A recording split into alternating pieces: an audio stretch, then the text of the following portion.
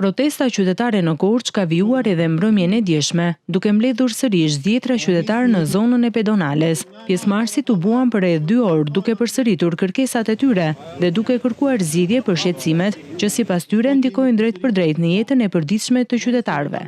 Uroj që nesër të shtohemi edhe më shumë. Ne të gjithë e duam Korçën, të gjithë e kemi në zemër. Intelektualët mos kenë frikë, pensionistët, ushtarakët duhet jenë të gjithë këtu, rinia duhet jenë të gjithë këtu. E janë në protestë. Ju them të gjithë korçarëve. Korça nga një qytet historik me tradita të lashta, me kulturë, me një krenarit jashtëzakonshme. Por me keqja në ka ardhur se këtu përveç Ramës kemi edhe një Sali që sot ai ka 14 vjet që le Shqipërinë pa pozitë dhe pretendon që unë jam e ardhmja në moshën 80 e ca vjet.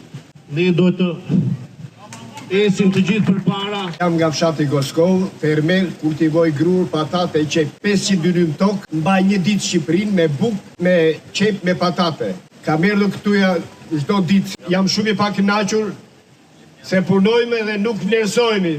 Ndryshe nga protesta paraardhëse ku itinerari u devijua drejt godinës së gjykatës së Korçës, mbrëmjen e djeshme protestuesit u rikthyen itinerarit fillestar. Pas grumbullimit në pedonale, ata marshuan përgjatë bulevardit Republika, duke shprehur përmes thirrjeve dhe pankartave pakënaqësitë e tyre. Protestuesit theksojnë se kërkesat mbeten të pandryshuara dhe kanë të bëjnë me përmirësimin e kushteve të jetesës, uljen e kostos së jetës dhe adresimin e problematikave sociale dhe ekonomike nga ana e qeverisë. Organizatorët kanë bërë të ditur se protestat do të vijojnë dhe në ditët në vijim, ndërsa ditën e sotme do t'i bashkohen sërish protestës në kryeqytet. Ndërkohë kanë bërë thirrje qytetarëve t'i bashkohen nismës së tyre për të kërkuar zgjidhje konkrete për problematikat që i prekin çdo ditë.